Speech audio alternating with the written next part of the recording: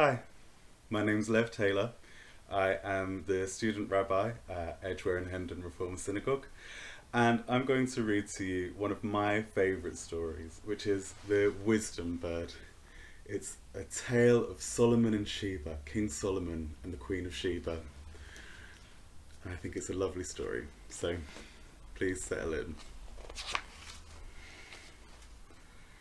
King Solomon could answer any question. He could solve any problem. Even the birds talked about his wisdom. They flew all the way to Africa, telling everyone, King Solomon is the wisest man in the world. They even told the Queen of Sheba, who was also very wise. Some say she was the wisest woman in the world.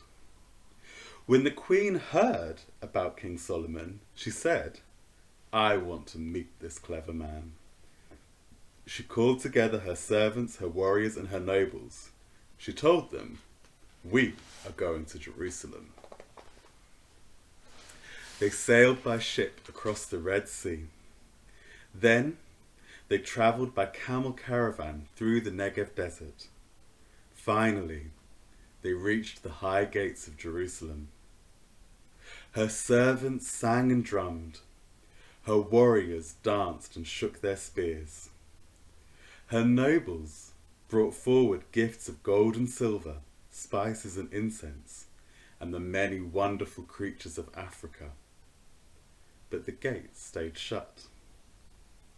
Finally, the queen called out, I am the Queen of Sheba. I have come to meet King Solomon. For a moment, everything was still and silent. Then, from inside the city, 100 trumpets blew, the high gates of Jerusalem opened wide, and out came Solomon.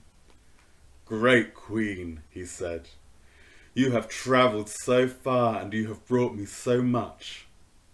What can I give you in return? Teach me something important, she replied. Something worth all these gifts and all my time and trouble. King Solomon invited her to sit beside his throne. She watched as he solved every problem that his people brought before him. She listened as he read to her from his book, the Song of Songs. She asked him many questions, and he answered every one. Now, said Solomon, have I taught you something worth all your gifts and all your time and all your trouble? She shook her head. No, she said. You have great knowledge, but show me what you can do with it. Name anything, said Solomon, and I promise I will do it. Build a palace out of bird beaks, she said. Everyone was shocked. That would take all the beaks of all the birds in all the world. I've promised, said Solomon, so I must do it. He led her to the top of the highest tower in the city. He called out to the birds of the north and the south, the east and the west, come to Jerusalem! Give up your beaks to me.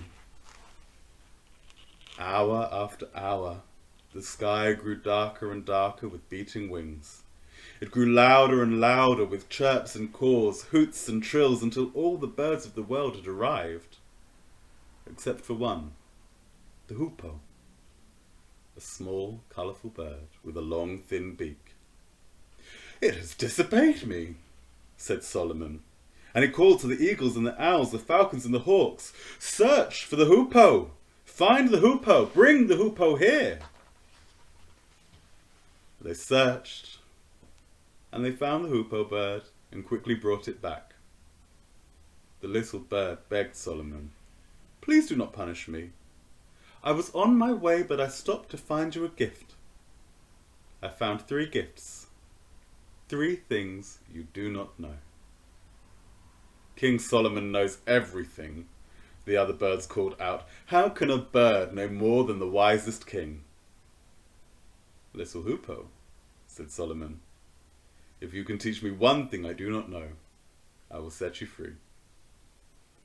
So the Hoopoe asked Solomon 3 questions.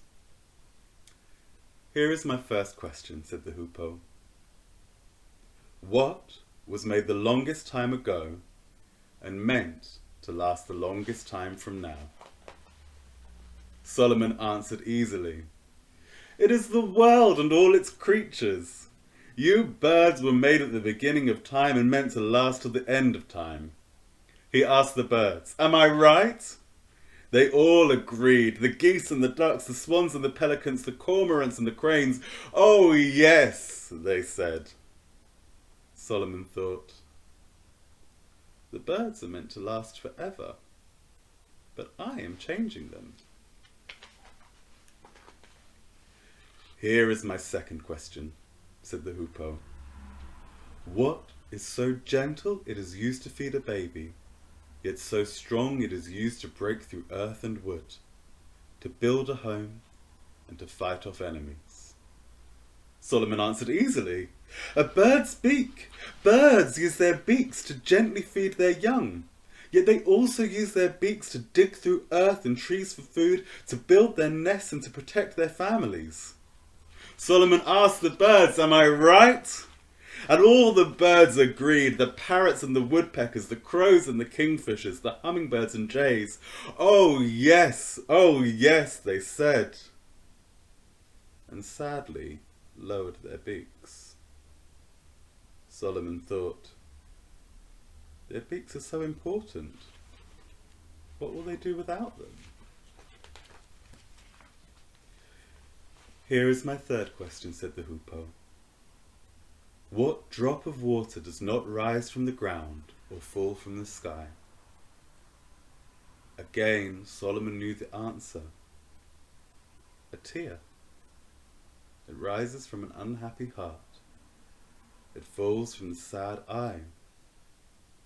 He asked the birds, am I right? Again they all agreed, the mourning doves and meadowlarks, the nightingales and chickadees, the peacocks and parakeets. Oh yes, they said, and their tears began to flow. Solomon thought, the birds are crying because I am taking away their beaks. He felt so sad for them that a tear came to his eye.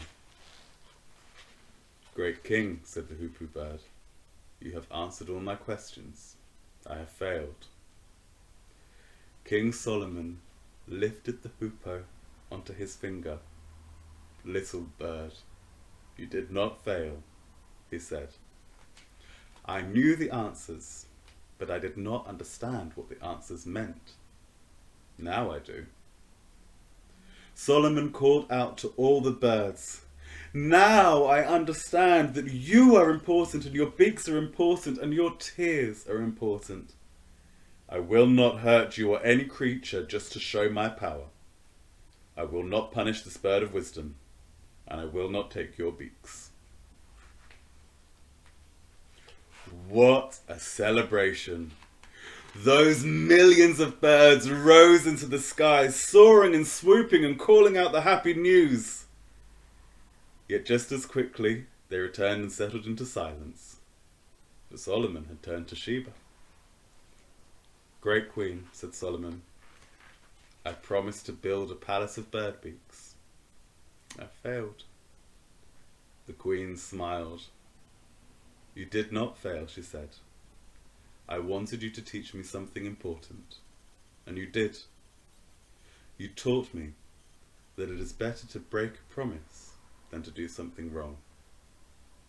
Will you free me from my promise? Asked Solomon. The Queen shook her head. Not yet, she said. Then what do you want me to do? He asked.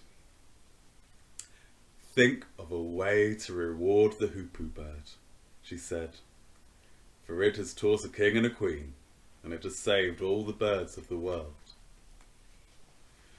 You are so very wise, said Solomon to Sheba. Let us reward the bird together.